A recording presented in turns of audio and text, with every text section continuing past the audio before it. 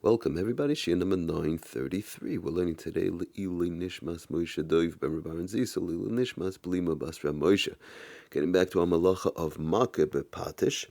So basically we finished off the inyanim of musical instruments or making music with utensils. That was the first gezerah that we saw, whereby Chazal they were afraid one might come to MAKEH B'PATISH to fix a musical instrument. The next gezerah which we saw, midrabanan, whereby one has to be careful in conjunction with tikkun mana and MAKEH B'PATISH, fixing whereby it looks like one is fixing something.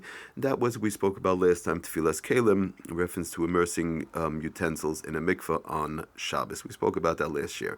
Now, we said that there are a few more Gezeres midrabanan, whereby Chazal said that Lamaisa this action would be also because of the fact that it resembles MAKEH B'PATISH, or one might come to be over MAKEH B'PATISH or tikkun mana. Okay, so another one of those examples of the Gezeres is perfuming, putting a good smell, perfuming an item on Shabbos. Now, this is a little bit of a larger subject than last time. Last time we spoke about the tefilas kelim, immersing in a mikveh, utensils in a mikveh. That was a pretty close, open and shut deal. We said in general one has to talk to their local, local place or rav in reference to that. Now, when it comes to perfuming or putting a good smell into them, we're going to see how that works. In reference to perfuming. When we say perfuming, we don't mean actually perfuming. It means making a good smell, whether it's spraying a good smell, or perfuming, or cologne, or whatever it is, or deodorizer for air, or whatever. But we have to see how that works in reference to an item, in reference to a person, how that works exactly. Now, as far as what the problem is over here, why did Chazal say you can't make you can make a good smell, you can make it's like a new good smell into an item. What's the issue? So it's not actually brought down in Shabbos per se, in HILCHOS Shabbos. It's actually brought down in HILCHOS Yom, in Siman Tov Kuf Yud Aleph and Sif Daled, and it's brought down in a case scenario whereby we don't have today. Being says this mugmor is, he says, the hainu lefazer minib samim al hagachalim. They would sprinkle these type of minib samim, these good smelling things, on the gechalim. Okay, this is not something that we do so much today, but the Mishnah Berurah talks about what is exactly the issue, and the Mechaber goes further.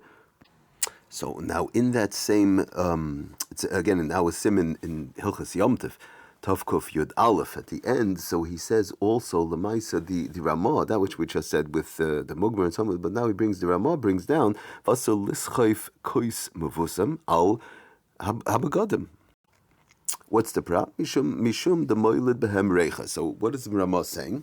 That is taka also. It's also to splash like a fragrant glass of liquid. That's what he says. This type of a nice smelling item to spray it or to splash it, however they did it then on clothing. What's the problem? We're not talking about the question of malabain and cleaning and laundry. That's not the issue right now. The issue is it was a nice smelling type of a liquid, but the problem is because of the fact that it creates a scent in the clothing, and it creates a good smell into the clothing. Okay, so now what's the problem? The Mishnah Berurah comes and tells us. So what's the problem if I splashed a nice smelling thing on the clothing? So Mishnah Berurah says in Sifkat and Chav Zayin, also midrabanan. It's also to do midrabanan shamoilid davar chadash, because it's like he's creating something new. Karev hula oisa malacha chadash. It's very similar to doing a new malacha. Okay, again, it's not a deraisa, but it's something that looks very similar. Thereby, Chazal said it's also to do.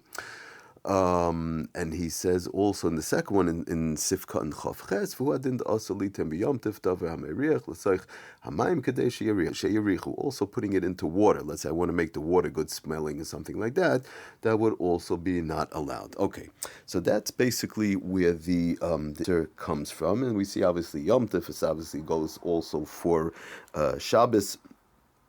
Putting a good smell into something is since thing didn't have a smell from before, and you're now making the thing with a good smell. Let's say somebody has a shirt, right, and they spray nice smelling perfumes or colognes, whatever the case is.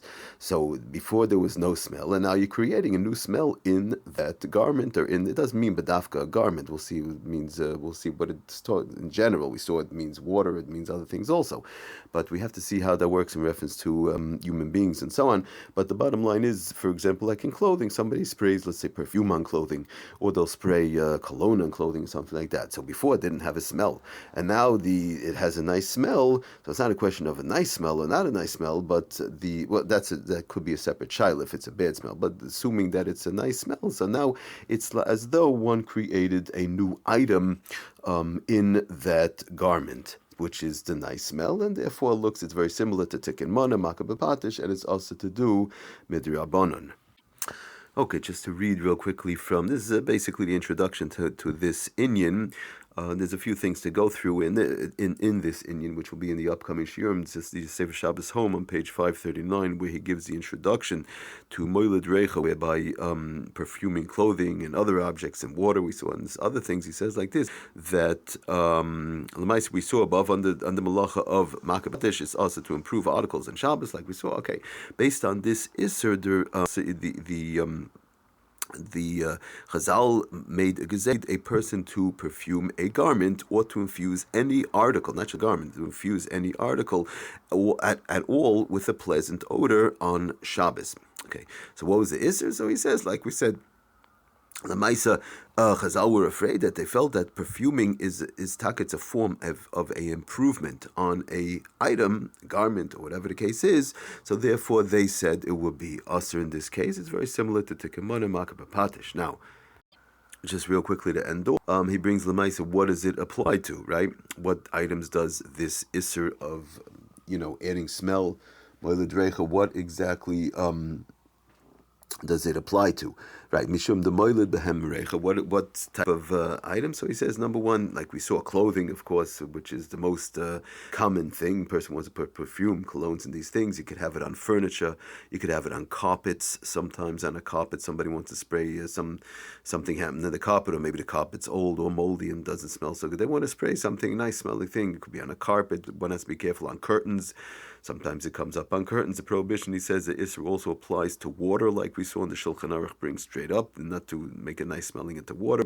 And thereby it would staka also to perfume water, be used for washing and these type of inyanim. Okay, so we'll end off with that. But so we see that Lamaisa, it does apply to all various different type of things. We just mentioned a few: the clothing, furniture, carpets, curtains, but it applies basically to anything. Now, as far as, like we said, when it comes to the human body, we'll talk about that. Somebody wants to use deodorant, not the roll-on type of deodorants. Talking about regular spray deodorant, roll-ons and these type of inyanim.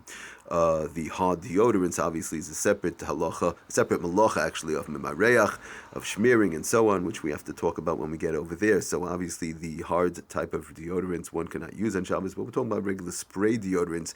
How does that work in conjunction with a regular human being? We'll see. That's a separate thing. But as far as an item itself, one has to be careful not to spray a good smelling scent on Shabbos. Thank you for listening. Aslach and bracha kol tov.